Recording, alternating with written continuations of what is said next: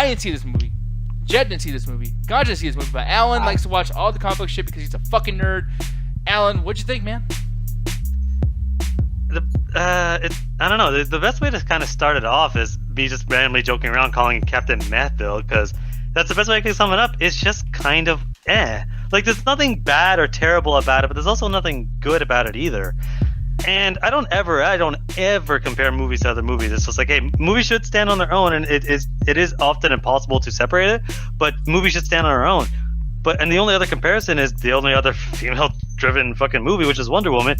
And I gotta say, I think I enjoy Wonder Woman more so. I think that this Wonder Woman still has a shit ending, and I'll never defend that.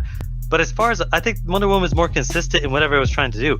With Captain Marvel, I never quite understood what it wanted to do. It never had a clear motive. The amnesia it drives the plot, but it only drives the plot as far as it needs to.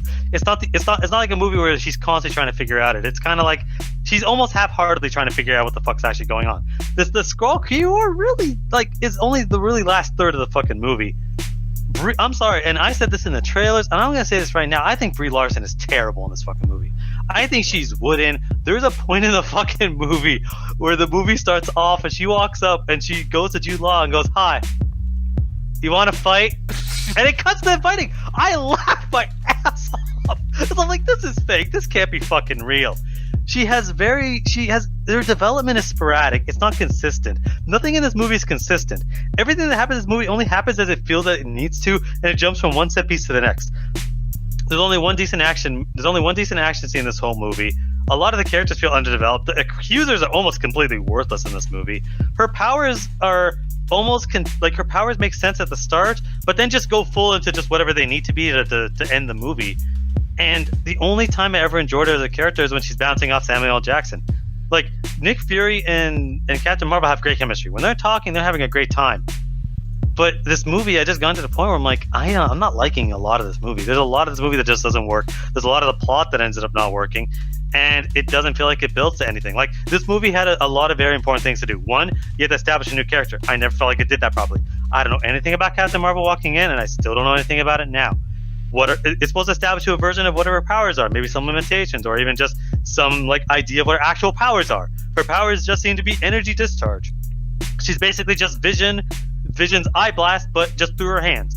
Okay, this is supposed to establish how are you supposed to help the Avengers in 15, 20 years when the bullshit happens. It never really established that either.